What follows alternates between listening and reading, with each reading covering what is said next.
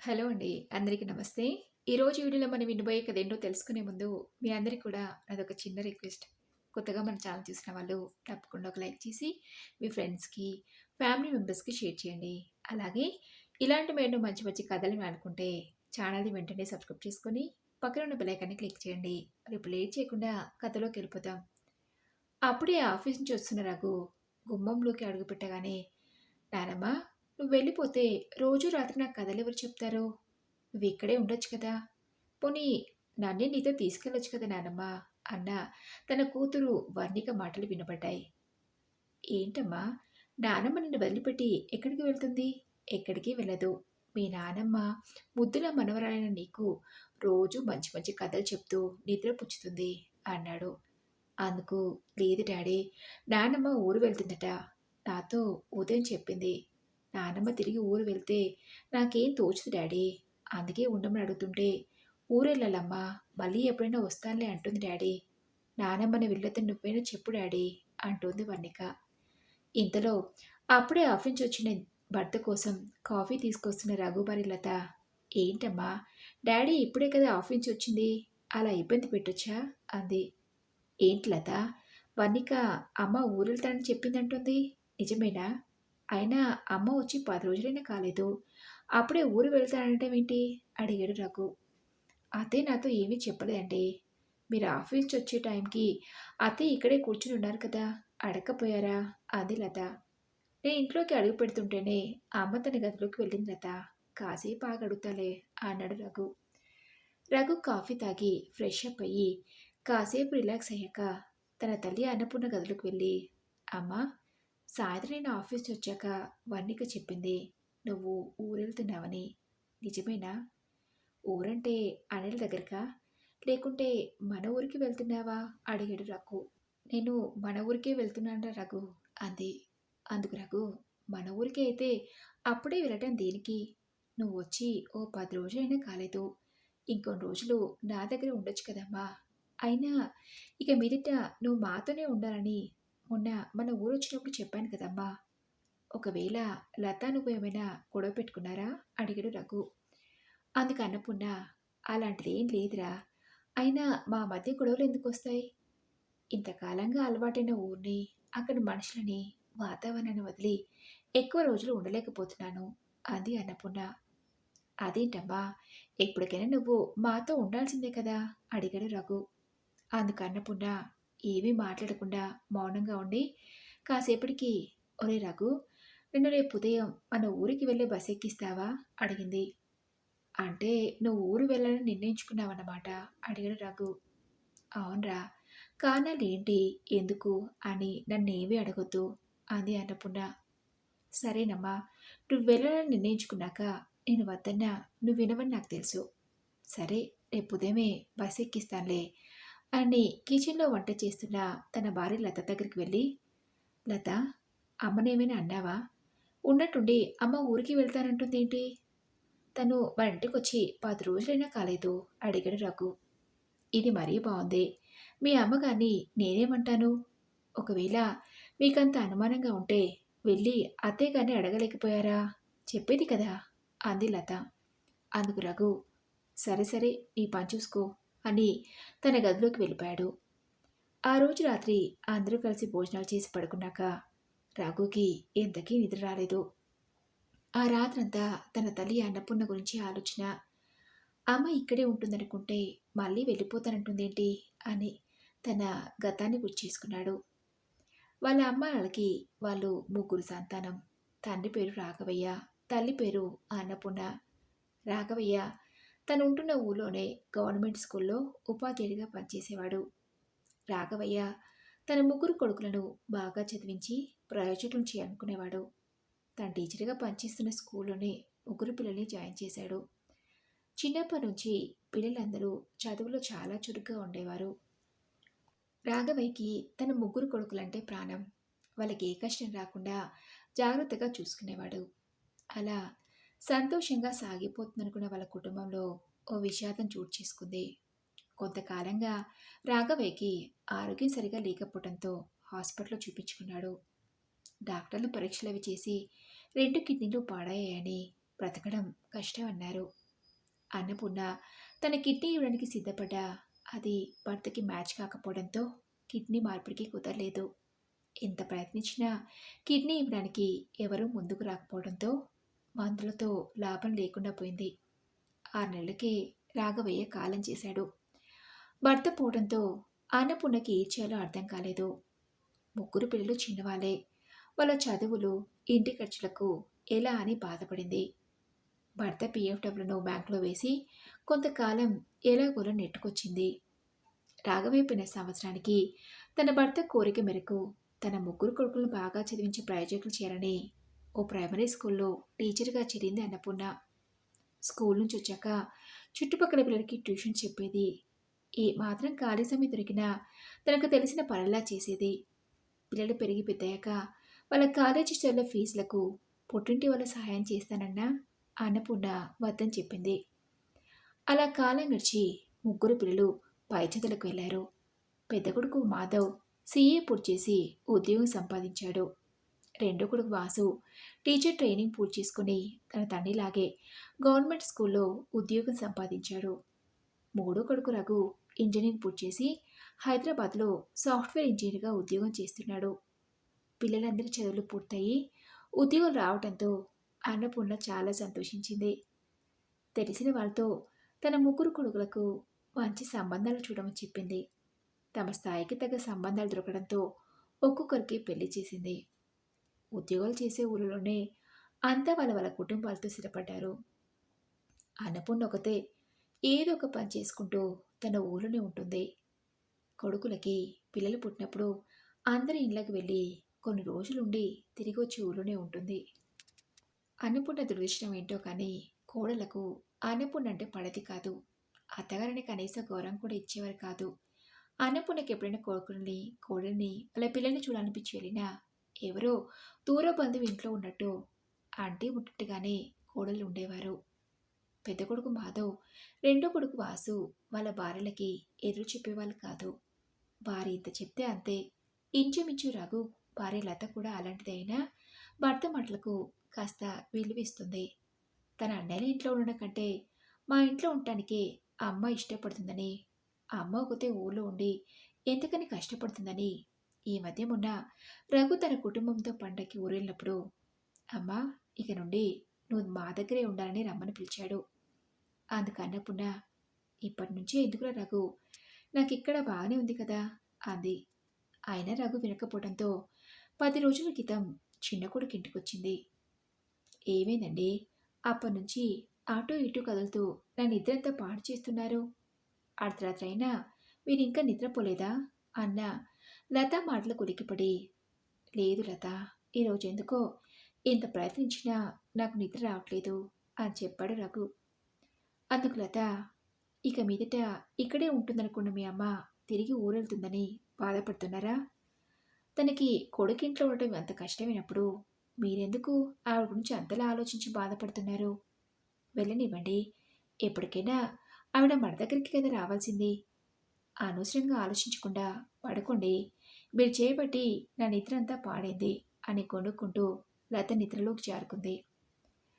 ఆ తర్వాత తెల్లవారుజామున ఎప్పుడో రఘుకి నిద్ర పట్టింది. ఆ మరుసటి రోజు ఉదయమే ఊరికి వెళ్ళాలనుకున్న అన్నపూర్ణ రెడీ అయ్యి రఘు కోసం ఎదురు చూస్తుంది. రఘు కనబడకపోయేసరికి ఇంకా లేచినట్లేడే అనుకుని వంటింట్లో ఉన్న తన కోడలు లత దగ్గరికి వెళ్ళి, అమ్మ లత, రఘు ఇంకా లేవలేదా? బస్కి టైం అవుతుంది అడిగింది అన్నపూర్ణ. తన అత్తగారి మాటలకు లత, లేవలేదు అత్తయ్య, రాత్రంతా నిద్ర పట్టలేదని మెలకుగా ఉన్నాడు. తెల్లవారుజామున కన్నంటుకున్నట్టుంది, లేపమంటారా అడిగింది లత. వద్దమ్మా, పడుకుని, వాడికి ఒంట్లో అంతా బాగానే ఉంది కదా అడిగింది అన్నపూర్ణ. బాగానే ఉంది అత్తయ్య, దేని గురించో ఆలోచిస్తూ రాత్రి నిద్రపోలేదు అంతే అంది. తన అత్తగారి గురించి ఆలోచిస్తూ నిద్ర పట్టలేదని తెలిసినా లత నిజం చెప్పలేదు. సరేలేమ్మా, ఆలస్యమైతే బస్సు వెళ్ళిపోతుంది, నేనే వెళ్తాను. రఘు లేచాక చెప్పు, నేను ఊరికి వెళ్ళాలని అంది అన్నపూర్ణ. కనీసం లత, అయ్యో మీరొకరే ఎలా వెళ్తారు అత్తయ్య, లేపుతానని కూడా అనకుండా సరే అత్తయ్య అంది. తన మనవరాలు వన్నికలేస్తే తనను వెళ్ళనివ్వకుండా గొడవ చేస్తుందని తనకు కూడా చెప్పకుండానే వెళ్ళిపోయింది అన్నపూర్ణ. కాసేపటికి రఘు నిద్ర లేచాక తల్లి కనిపించకపోవడంతో, లత అమ్మ ఎక్కడా అడిగాడు. అత్తయ్య ఇందాకే ఊరికి బయలుదేరిందండి అంది. అబ్బా, నేనే చెప్పింది అమ్మ ఉదయం మన ఊరి బస్సు ఎక్కించిన రఘు అని. మర్చిపోయాను. కనీసం నువ్వైనా నన్ను లేపలేదేంటి లత అన్నాడు రఘు. మీ అమ్మే వద్దంది. నేను ఒక్కదాన్నే వెళ్తాను, రఘుని నిద్ర లేపుకో అని చెప్పి వెళ్ళిపోయింది. దానికి నన్నంటారేంటి అంది లత. ఇప్పుడు నిన్ను ఏమనను లత, ఓ అంతలా బాధపడిపోతున్నావు. కనీసం అమ్మ ఊరు వెళ్తుంటే, అత్తయ్య ఇక్కడ మీకు ఏమి ఇబ్బంది అవుతుందని ఊరు వెళ్తున్నానంటాయి ఒక్క మాటని అడిగావా? అదే మీ అమ్మ అయితే ఇలాగే ప్రవర్తిస్తావా అడిగాడు రఘు. అందుకు లత ఏం మాట్లాడకుండా మౌనంగా ఉండిపోయింది. గబగబా రెడీ అయ్యి రఘు బస్టాండ్కి వెళ్ళాడు. తన తల్లి అక్కడే ఉందేమో అనుకుని బస్టాండ్ అంతా వెతికాడు. ఎక్కడా కనిపించలేదు. ఆ తర్వాత బస్కి రఘు కూడా వాళ్ళ ఊరికి బయలుదేరాడు. బస్టాండ్కి వెళ్ళిన తన భర్త ఇంకా రాకపోవడంతో ఫోన్ చేసి, ఎక్కడున్నారండి? ఇప్పుడే వస్తానని బస్టాండ్కి వెళ్ళారు కదా, ఏమైంది? ఇంతసేపైనా ఇంకా ఇంటికి రాలేదు, అత్తయ్య కలిసిందా అడిగింది లత. లేదు లత, బస్టాండ్ అంతా వెతికాను, అమ్మ ఎక్కడా కనిపించలేదు. బహుశా ఊరికి వెళ్ళిపోయి ఉంటుంది. ఉన్నట్టుండి అమ్మ ఊరు వెళ్తానని ఎందుకు బయలుదేరిందో ఏమోనని నాకు భయంగా ఉంది. మన ప్రవర్తన వల్ల అమ్మ మనసుకి కష్టం కలిగినట్టుంది. అందుకే ఉన్న ఫలంగా ఊరికి బయలుదేరింది. అసలు విషయం ఏంటో కనుక్కొని వస్తానని ఊరెళ్ళడానికి ఇప్పుడే బస్ ఎక్కాను అని చెప్పాడు రఘు. ఫోన్ చేస్తే సరిపోయేది కదా, ఈ మాత్రం దానికి ఊరెళ్ళిన దేనికి అడిగింది లత. నా ఫోన్ పాడైంది, రిపేర్ చేయించమని వారం క్రితమే కదా అమ్మ ఫోన్ని నాకు ఇచ్చింది. ఆఫీస్ పనిలో పడి ఆ సంగతి మర్చిపోయాను. అమ్మ దగ్గర కనీసం ఫోన్ కూడా లేదు. అమ్మని కలిసి సాయంత్రం కల్లా వచ్చేస్తాను అని రఘు ఫోన్ పెట్టేశాడు. రఘు వెళ్ళేసరికి అన్నపూర్ణ ఇంట్లో ఉంది. ఎవరో ఇద్దరు మనుషులతో మాట్లాడుతుంది. అదేదో పొలం డబ్బులు అని మాట్లాడుకుంటున్నట్టు వినపడుతున్న రఘుకి ఏమీ అర్థం కాలేదు. ఓ 20 నిమిషాలకి వాళ్ళిద్దరూ వెళ్ళిపోయాక రఘు ఇంట్లోకి వెళ్ళాడు. తన కొడుకు రావడం చూసి, రఘు నువ్వేంట్రా ఇక్కడా అడిగింది. అందుకు రఘు, ఎందుకమ్మా నాకు చెప్పకుండా వచ్చేశావు? ఏంటి అంత ముఖ్యమైన పని? నన్ను నిద్రలేపుంటే నేను నీ దగ్గర ఉండి బస్ ఎక్కించుండేవని కదా అన్నాడు రఘు. అందుకు అన్నపూర్ణ, లత నువ్వు ఇంకా లేవలేని చెప్పిందిరా, నిద్రపోతులు నేను ఎందుకు ఇబ్బంది పెట్టామని నేను ఒక్కదానే వచ్చేస్తాను అంది అన్నపూర్ణ. అమ్మా, ఇందాకెవరో ఇద్దరు మా ఇంటికి వచ్చి వెళ్తున్నారు, వాళ్ళెవరు అడిగాడు రఘు. వాళ్ళ నా పేరు మీద ఉన్న పొలాన్ని వాళ్ళకి అమ్మేస్తున్నానరా, అది మాట్లాడడానికి వచ్చారు అంది. పొలమా? మనకు పొలం ఎక్కడిదమ్మా? నువ్వు కష్టపడి సంపాదించిన డబ్బుతో ఇల్లు కొన్నావని తెలుసు, కానీ మనకు పొలం ఎక్కడిది అడిగాడు రఘు ఆశ్చర్యంగా. మీ నాన్న పోయిన సంవత్సరానికి మన గోపాలం మావయ్య తనకు తెలిసిన వాళ్ళు ఎవరో పొలం అమ్ముతున్నారని నాకు చెప్పి నన్ను తీసుకోమన్నాడు. భవిష్యత్తులో పిల్లల చదువులకి అమ్ముకోవచ్చు, ఇంతో అంత భూమి ఉంటే మనకు కాస్త ధైర్యంగా ఉంటుందన్నాడు. నా పెళ్ళికి మా పుట్టింటోళ్ళు పెట్టిన బంగారం అంతా అమ్మి ఓ ఎకరం పొలం కొన్నాన్రా. ఆ దేవుడి దయవల్ల మీ చదువులకి దాన్ని అమ్మే అవసరం రాలేదు, అలాగే ఉండిపోయింది అని చెప్పింది అన్నపూర్ణ. మరి ఇప్పుడు దాన్ని అమ్మాల్సిన అవసరం ఏమొచ్చిందమ్మా? నీకేమైనా డబ్బు అవసరం పడితే నన్ను అడగొచ్చు కదా, ముగ్గురం కొడుకులు ఉన్నాం, డబ్బు లేదంటావా చెప్పు అడిగాడు రఘు. అలాంటిది ఏం లేదురా రఘు, ఆ డబ్బుని నేను ఒక ముఖ్యమైన పని నుంచి ఉపయోగించాలనుకుంటున్నాను అని బదులిచ్చింది అన్నపూర్ణ. తల్లి దేని గురించి మాట్లాడుతుందో అర్థం కాక రఘు, ముఖ్యమైన పనా? ఏంటమ్మా అది అడిగాడు. అందుకు అన్నపూర్ణ, ఈ చుట్టుపక్కల ఉన్న నాలాంటి వాళ్ళ కోసం ఒక ఓల్డేజ్ హోమ్ ఏర్పాటు చేయాలనుకుంటున్నానురా. నా దాకా వస్తే కానీ నాలాంటి ఎంతోమంది పిల్లలు ఉండి కూడా అనాథలు అవుతున్నారో అర్థమైంది. కాస్తో కూస్తో డబ్బు వాళ్ళ చేతిలో ఉంటే పర్వాలేదు, పిల్లలు వాళ్ళని చూడకుండా బతికేయచ్చు. అదే డబ్బు లేని వాళ్ళ పరిస్థితి మాటల్లో చెప్పలేం. ఆ డబ్బు లేక ఎంతోమంది రోడ్డును పడుతున్నారు, బ్రతకలేక ఆత్మహత్యలు చేసుకుంటున్నారు. అలాంటి వాళ్ళ కోసం నాకు చేతనైతే సహాయం చేయాలనుకున్నానరా. ఇక నుండి మన ఇంటిని ఓల్డేజ్ హోమ్లా మార్చేయబోతున్నాను. అందుకు ఇల్లు ఒకటే ఉంటే సరిపోదు కదా!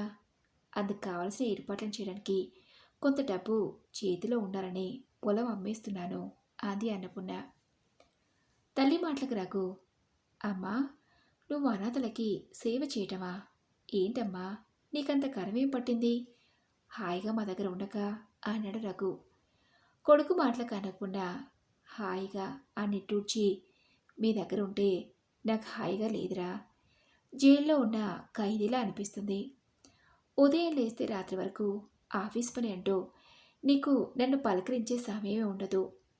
ఇక మీ భార్యలకి నేను మీ ఇల్లులో ఉండటం నచ్చదు. కనీసం ఇంట్లో ఏదైనా ముట్టుకుంటే, ఏదైనా కావాలంటే నన్ను అడగొచ్చు కదా, ఎందుకు మీరు తీసుకోవడం అంటారు. కాలక్షేపానికి భక్తి కార్యక్రమాలు చూద్దామని టీవీ పెట్టుకుంటే చదువుకునే పిల్లలు ఉన్నారన్న ఆలోచన కూడా లేకుండా ఈ టీవీ ఏంటి అని నా చేతిలో ఉన్న రిమోట్ తీసుకుని టీవీ ఆఫ్ చేస్తారు. సంవత్సరానికి ఒకసారికి మీ నాన్న పోయిన రోజున అందరినీ పిలిచి భోజనాలు పెడదామంటే ఎందుకు అనవసరమైన ఖర్చు, ఆ డబ్బులతో మనం నాలుగులో ఇల్లు గడుస్తుంది అంటారు. మీ ఇళ్ళలో ఉంటే నాకు స్వతంత్రం లేదురా. మీరు పుట్టినప్పటి నుంచి ప్రతి నిమిషం మీకోసమే ఆలోచించాను, మీకోసమే బ్రతికాను. ఈ మిగిలిన జీవితమైనా నాకు నచ్చినట్టుగా ప్రశాంతంగా ఉండాలనుకుంటున్నాను. ఇంకా పిల్లలు పట్టించుకున్న అనాథలైన తల్లిదండ్రులకు సేవ చేయటం కర్మ కాదురా రఘు. అలాంటి వాళ్ళని ఆదుకుంటే ఇంత పుణ్యమైనా వస్తుంది. ఇంతకాలం మిమ్మల్ని పెంచి పెద్ద చేసి చదువు చెప్పించడానికి ఏదో ఒక పని చేస్తూనే ఉన్నాను. ఇప్పుడు ఇలా ఏ పని లేకుండా ఖాళీగా ఉండాలంటే నాకు ఇబ్బందిగానే ఉంది. అందుకే ఇలా నిర్ణయం తీసుకున్నాను అంది అన్నపూర్ణ. నలుగురికి సాయం చేయాలనే తల్లి గొప్ప మనసుకి రఘుకి సంతోషంగానే ఉన్నా, తమ కోసం చిన్నప్పటి నుంచి కష్టపడిన తల్లిని సంతోషపెట్టలేకపోయినందుకు బాధపడ్డాడు. ఆ తర్వాత రఘు తన అన్నయ్యలిద్దరికీ ఫోన్ చేసి విషయం చెప్పడంతో మాధవ్, వాసులిద్దరూ తమ భార్యలతో సహా వచ్చి, నీ కడుపుని పుట్టిన మేమంతా ఉండగా కూడా పొలాన్ని అమ్మి ఆ డబ్బుని మరెవరికూ ఖర్చు చేయడమేంటి? పొలాన్ని అమ్మిన డబ్బు మా అందరికీ సమానమైన హక్కు ఉంటుంది. ఇంటిలో కూడా మా అందరికీ వాటా ఉంటుంది. నీకు ఇష్టం వచ్చినట్టుగా ఓల్డేజ్ హోమ్కి ఉపయోగించరాదు అని కొడుకులు కోడళ్ళు అన్నపూర్ణతో గొడవకు దిగారు. అందుకు అన్నపూర్ణ, ఈ పొలం, ఇల్లు మన పూర్వీకుల నుంచి వచ్చిందో లేక మీ నాన్న సంపాదించిన ఆస్తో కాదు, నేను కష్టపడి సంపాదించుకున్న ఆస్తి.